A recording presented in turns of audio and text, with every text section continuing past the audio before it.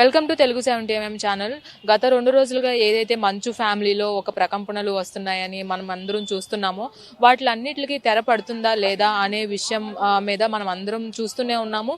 కానీ ఇప్పటి వరకు కూడా ఎవరు అయితే బయటకు వచ్చి పలానాది జరుగుతుంది అని ఎవరు అయితే మీడియా ముఖంగా అయితే చెప్పడం లేదు. కానీ సిచ్యుయేషన్స్ మనం చూసుకున్నట్లయితే గొడవ అయితే చాలా పెద్దగానే జరుగుతుంది అని మనకు అనిపిస్తుంది. ఎందుకంటే మొన్న రాత్రి మనోజ్ పైన దాడి చేసినట్లుగా ఏదైతే డైల్ 100 ద్వారా ఫిర్యాదు పోలీస్ స్టేషన్కి వెళ్ళిందో, జల్పల్లి పోలీస్ స్టేషన్కి అయితే డైల్ 100 ద్వారా ఫిర్యాదు అయితే నమోదు అవడం జరిగింది. ఫస్ట్ పోలీసులు అనుకున్న దాని ప్రకారం మంచు టౌన్షిప్లో ఏదైతే ఫిర్యాదు నమోదైందో, మామూలుగా ఎవరైనా ఫోన్ చేసి ఫిర్యాదు ఇచ్చారు అని అనుకున్నారు. కానీ లొకేషన్కి ట్రేస్ చేసి అక్కడికి వెళ్ళిన తర్వాత మంచు టౌన్షిప్లో మంచు మనోజే డైరెక్ట్గా కాల్ చేసి చెప్పారు అని కంప్లైంట్ అయితే డైల్ 100 ద్వారా ఇచ్చారు అన్నట్టుగా కూడా అర్థమైంది. తర్వాత నెక్స్ట్ రోజు కూడా మంచు మనోజ్ ఎవరైతే ఫిర్యాదు చేశారు అని వార్తలు వచ్చాయో, మోహన్ బాబు సైడ్ నుంచి కూడా మోహన్ బాబు నేను కొట్టలేదు, నా మీదే మనోజ్ దాడి చేయడం జరిగింది అని మోహన్ బాబు కూడా చెప్పినట్లుగా కూడా కొంతమేరకు సమాచారం వచ్చింది. తర్వాత ఏదేమైనప్పటికీ సమాచారం వచ్చిన తర్వాత కూడా అది నిజమా కాదా అని అందరూ సందిగ్ధంలో ఉన్నప్పటికీ వాటన్నిటికీ తెరలేపే విధంగా మంచు విష్ణు పిఆర్ టీం ఏదైతే ఉందో ఇవన్నీ అవాస్తవం అని కూడా కొన్ని ప్రెస్ నోట్లు అయితే విడుదల చేయడం జరిగింది. కానీ ఈ రోజు సిచ్యువేషన్స్ మనం చూసుకున్నట్లయితే మంచు మనోజ్ అలాగే మంచు మోహన్ బాబు అనుచరుడు అయిన వినయ్ వివాదం అయితే ఖచ్చితంగా జరిగింది. అందులో మంచు మనోజ్ అయితే తీవ్రంగా గాయపడినట్లుగా కూడా నిన్న ఈవినింగ్ మనోజ్ హాస్పిటల్కి ఏదైతే జూబ్లీ హిల్స్ దగ్గర ఉన్న టీఎక్స్ హాస్పిటల్ దగ్గరికి అయితే వెళ్ళి చికిత్స నిమిత్తం టెస్టులు కూడా చేయించుకోవడం జరిగింది. అందులో నిరూపితం ఏంటంటే మెడకి అలాగే కాలు భాగంలో అలాగే స్టమక్ దగ్గర కూడా తీవ్రమైన గాయాలు అయినట్లుగా కూడా అర్థమవుతుంది. అండ్ దీన్ని బట్టి చూసుకున్నట్లయితే మనకి ఇది ఒక లీగల్ ట్రీట్మెంట్ గా కూడా తీసుకొని పోలీసులు అయితే కేసు నమోదు చేయాలని డాక్టర్స్ కూడా సిఫార్సు చేయడం జరిగిందని కూడా చెప్తున్నారు.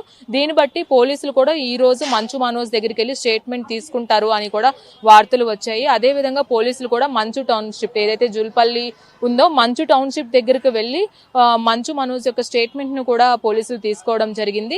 ఇంకో విషయం ఏంటంటే ఈ రోజు మధ్యాహ్నం సమయంలో మంచు మనోజ్ మంచు టౌన్షిప్ ఇంట్లో ఉండగానే మోహన్ బాబు కూడా వెళ్లి కలిసి మళ్ళీ బయటకు వచ్చేసిన విజువల్స్ కూడా మనం చూసాము.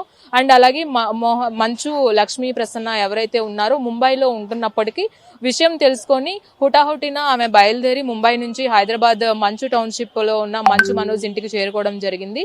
చేరుకున్న తర్వాత కొంచెం వాళ్ళు డిస్కస్ చేసుకున్న తర్వాత మంచు లక్ష్మి కూడా బయటకు వచ్చేసడం జరిగింది. ఈ రోజు ఈవినింగ్ ఏదైతే ఉందో మంచు విష్ణు గారు వచ్చి ఈ గొడవలు ఎందుకు అయినాయి దీని మేరకు కూడా డిస్కస్ చేసే ప్రయత్నం చేస్తారు అనే వార్తలు కూడా మనం వింటూనే వచ్చాము.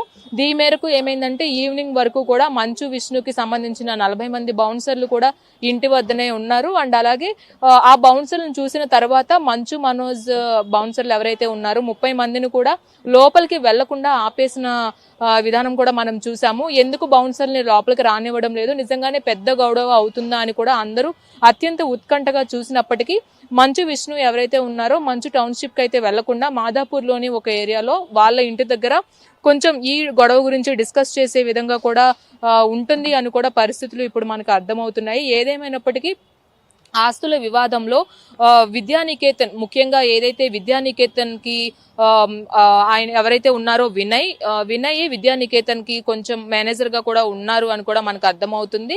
ఆ వినయ్ ద్వారానే మోహన్ బాబు అనుచరుడు వినయ్ ద్వారానే మంచు మనోజ్ కి ప్రమాదం కూడా జరిగింది అని కూడా మనకి ఇప్పటికే చాలా విజువల్స్ లో కూడా మనం చూస్తున్నాము. కానీ ఎవరు కూడా ఫ్యామిలీలో అటు మంచు లక్ష్మి గాని ఇటు మంచు విష్ణు గాని మంచు మోహన్ బాబు గాని అలాగే మనోజ్ కానీ మనోజ్ భార్య అయిన భూమిక గాని మౌనిక గాని ఎవరు కూడా ఈ విషయం మీద మీడియా ముఖంగా అయితే స్పందించలేదు. కానీ అక్కడ పరిస్థితులు చూసినప్పటికీ ఇదేదో పెద్ద గొడవే జరుగుతుందని కూడా మనకు అర్థమవుతుంది.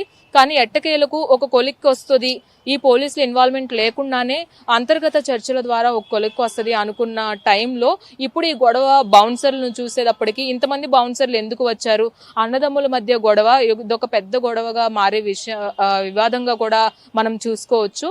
మెయిన్ మెయిన్ గా ఆస్తుల విషయంలో అన్నదమ్ములు ఇద్దరికి కూడా ఎప్పటి నుంచో గొడవలు ఉన్నప్పటికీ ఇప్పుడు జరిగిన గొడవ చాలా పెద్ద స్థాయిలో అయితే జరిగిందనే చెప్పాలి. అటు మోహన్ బాబు అంచుడైన వినయ్, ఎవరైతే మంచు మనోజ్, అలాగే మంచు మనోజ్ భార్య అయిన మౌనిక మీద కూడా దాడి చేసినట్లుగా తెలుస్తుంది. నిన్న మనం విజువల్స్ లో చూసాము. మనోజ్ కి అయితే తీవ్ర గాయాలయ్యి నడవలేని పరిస్థితిలో హాస్పిటల్ కి అయితే రావడం జరిగింది. ఈ రోజు పోలీసులు స్టేట్మెంట్ తీసుకున్న తర్వాత అంతర్గత చర్చలు ఉండే అవకాశం కూడా మనకు కనిపిస్తుంది.